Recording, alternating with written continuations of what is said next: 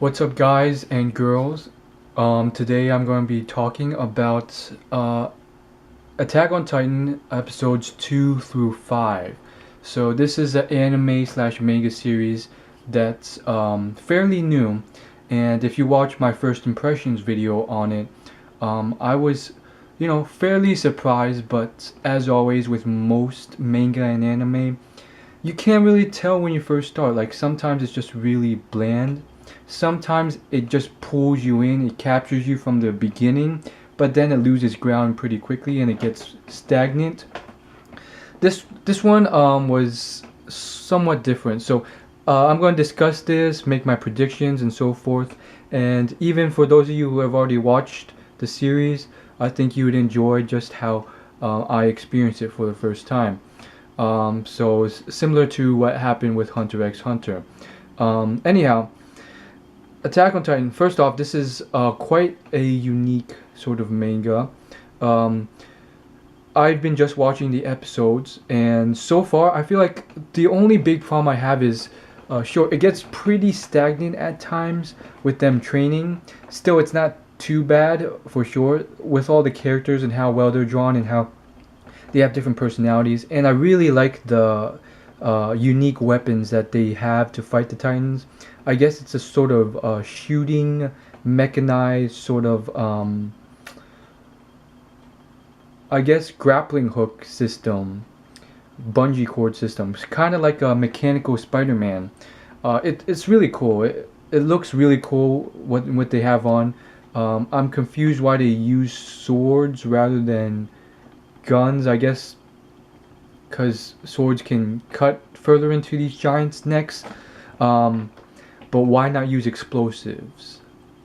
They could patch on like bombs. That would do more damage than the sword, wouldn't it? Plus, it'd be easier. And they have the technology. I mean, they have cannons, and they've had cannons for hundreds of years.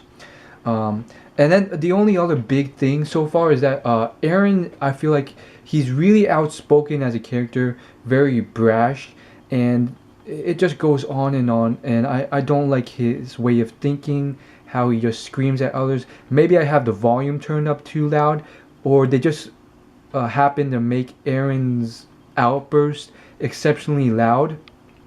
But he's overly loud, and he goes on for like 10 minutes, like almost every other episode, screaming about justice and so forth. He has a very simple-minded mind in general. All he wants to do is kill these giants. He never really thinks on a higher level than that. I'm really, I really thought, okay, so after the first episode, I decided, okay, these guys are dumb. I thought they may have been smart because I always give them the benefit of the doubt. Turns out they were dumb. They're stupid. And then in the last episode, episode 5, turns out the biggest one, at least the biggest one, we don't know about the others. This guy's smart enough. He knows to go for the cannons. He knows where to attack the gate. And so I think he's fairly smart. What is his objective? It seems like their only objective is to eat and feast on humans. So when that was cleared up through that flashback, it seems like, okay, these may just be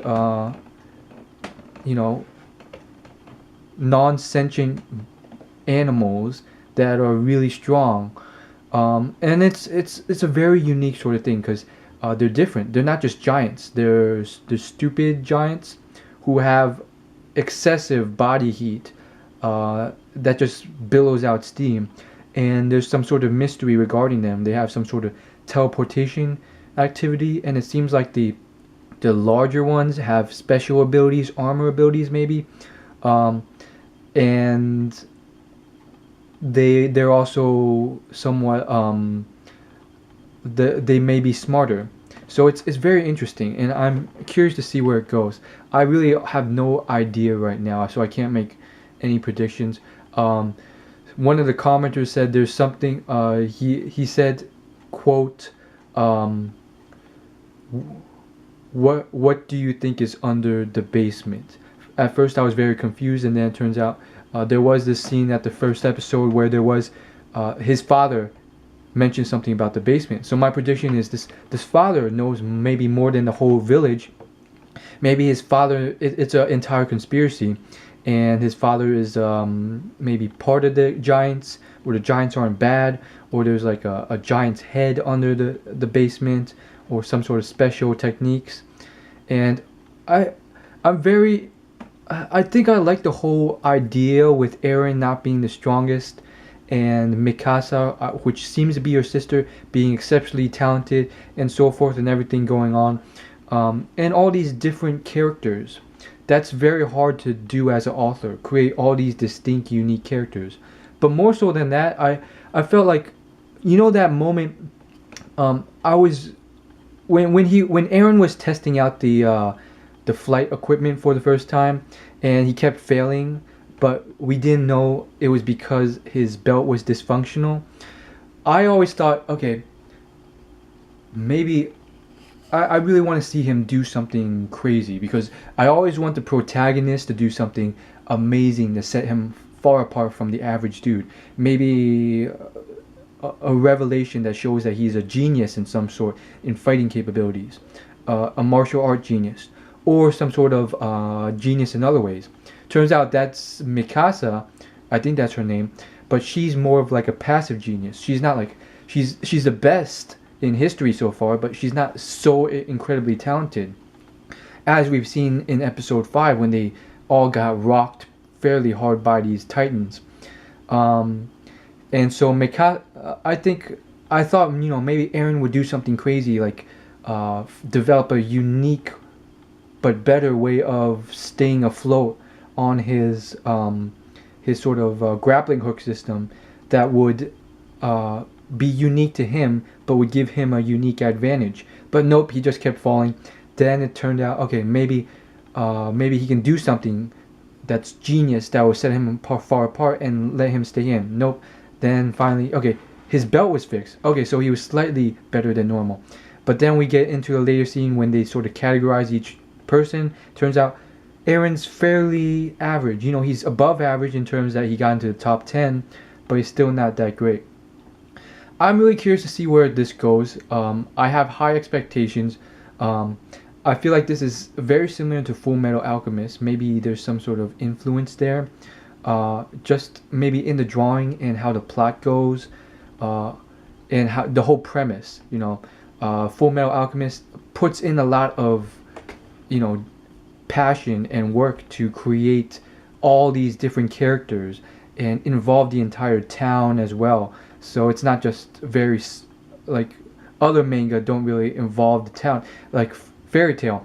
They townsfolk or average people they're barely mentioned in the manga, and if they are, they're just average stupid people. This one really involves a lot of different characters, and I also have high hopes that there will be a lot of good plot involved, like FMA. Maybe some sort of conspiracy, some huge things. Like there's a lot of unknowns that the author can branch out on tremendously. I mean, already it's been revealed that there's like fire. What was it? Fire lands and frozen seas or something like that out in the real world. So I'm very curious to see what this whole thing's about. And I think the lesser titans, the ones that are shorter and have grotesque looking physiques with no sexual organs, it's very strange because they remind me of how I think it was either how the Americans back when they first arrived in North America, or maybe before that, maybe the English people, the British people, back when America was still being colonized. They drew sea monsters, and they also drew giants, and they were also drawn in similar fashion to the lesser titans in this manga. So maybe there's some influence there. Maybe it was some other nation that drew them, but they really remind me because these titans, at least the smaller ones, are not drawn in proportion to how humans are. Their waistline is a lot larger. They're sort of disproportionately and weirdly shaped, almost grotesquely. Like it's an obese person, but not a realistic obese person. It's like very strangely drawn, almost like how those 18th century guys would draw giants. So I think there's some sort of influence, and it adds a little bit of edge because this is a Japanese author. So that's all I gotta say. As always, like, favorite, comment, and subscribe. I'll see you guys later.